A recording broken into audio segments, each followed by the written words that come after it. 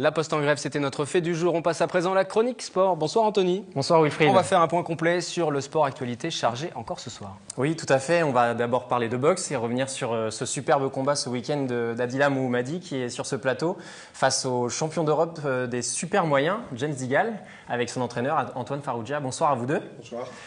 On parlera aussi de Raymond Poulidor, le plus célèbre second de l'histoire du sport français. Nous avons obtenu une interview exclusive car il sort un livre sur ses 50 premiers Tours de France. Et enfin, nous vous ferons découvrir le sport qui cartonne ces derniers mois, la Zumba. Et nous essaierons un peu d'expliquer les raisons de ce succès. Et puis en fin de chronique, comme d'habitude, les résultats du week-end. Antoine Farrugia, je vous ai vu être tout à fait d'accord sur cette légende qui était Raymond et qui est toujours Raymond Poulidor. En revanche, la Zumba, vous connaissez? Oui, oui. Oui, je connais. Très bien. On peut être vieux, mais se tenir au courant. Et vous dansez la Zumba? Non. C'est mieux quand il y a des gants et un ring. C'est ça. Alors parlons boxe alors. C'est plus de mon âge. Parlons boxe. Alors, donc ce week-end, Adila, vous étiez sur le ring pour essayer d'obtenir cette superbe ceinture de champion d'Europe des super moyens face à James Digal. Malheureusement, défaite au point, serrée, mais défaite au point quand même. Quel état d'esprit avez-vous aujourd'hui? Déçu? Un goût amer? Oui, parce que je m'attendais quand même à revenir avec cette ceinture. Pour moi, c'était une ceinture qui était à ma portée. Donc j'ai fait tout ce que j'avais à faire pour pouvoir obtenir cette ceinture. On vous avez suivi d'ailleurs pendant votre préparation voilà. À l'entraînement. Donc là, apparemment, la décision n'a pas été... Là, on voit justement les images de ce beau combat. Vous avez été offensif au final quand même, vous avez plutôt avancé. James Digal est resté longtemps dans les cordes sans être vraiment entreprenant. Et au final, c'est quoi? C'est le fait qu'il soit chez lui qui garde cette ceinture? Je pense bien, j'ai pu lire différentes choses aussi sur la presse anglaise.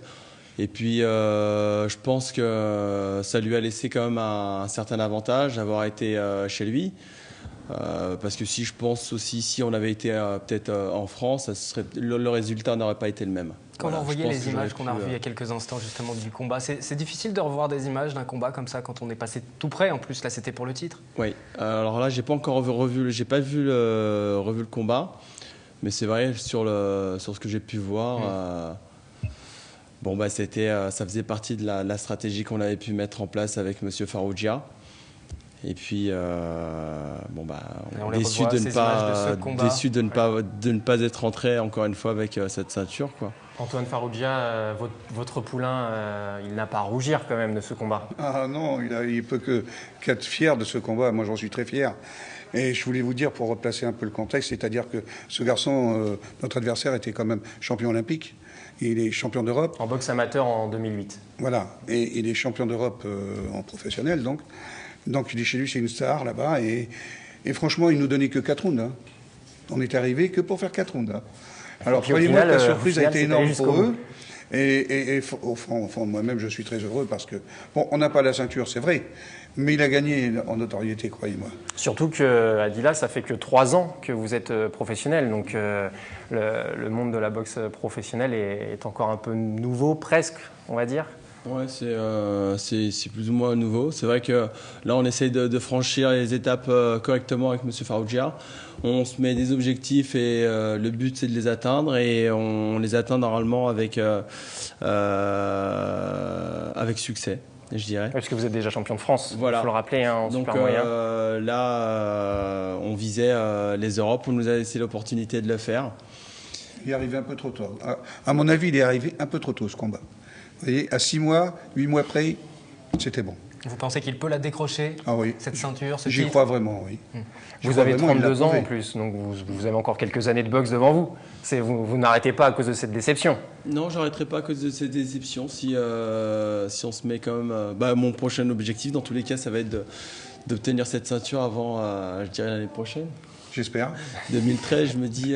on va commencer... 2013, je reviens avec la ceinture. Qu'est-ce que vous allez changer? Est-ce que vous allez changer des choses pour l'entraînement?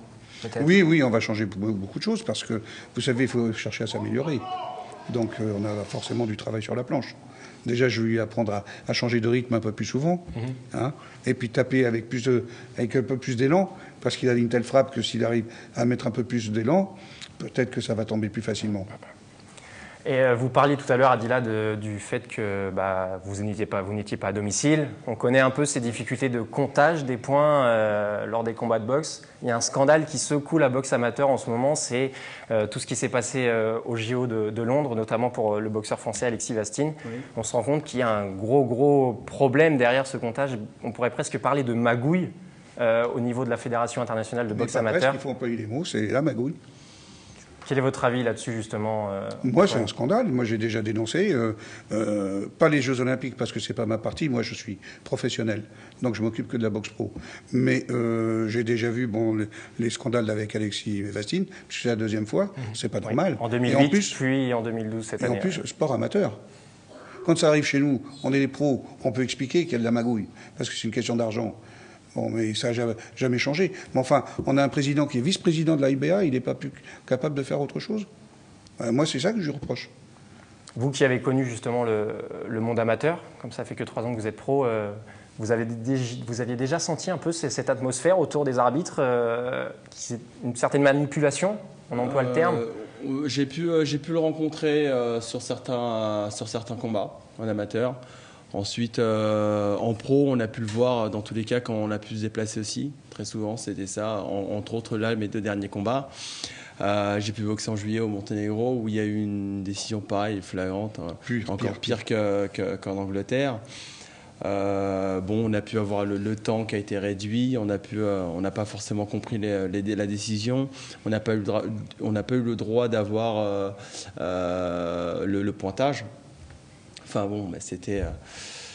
Et ça ne vous empêche pas de continuer à vous battre, à combattre justement pour décrocher ces différents titres. Félicitations encore pour ce combat, malgré tout, donc au championnat d'Europe. Merci à tous les deux d'être venus sur ce plateau. On vous recevra prochainement pour voir comment ça progresse et voir si vous réussissez enfin à décrocher cette ceinture.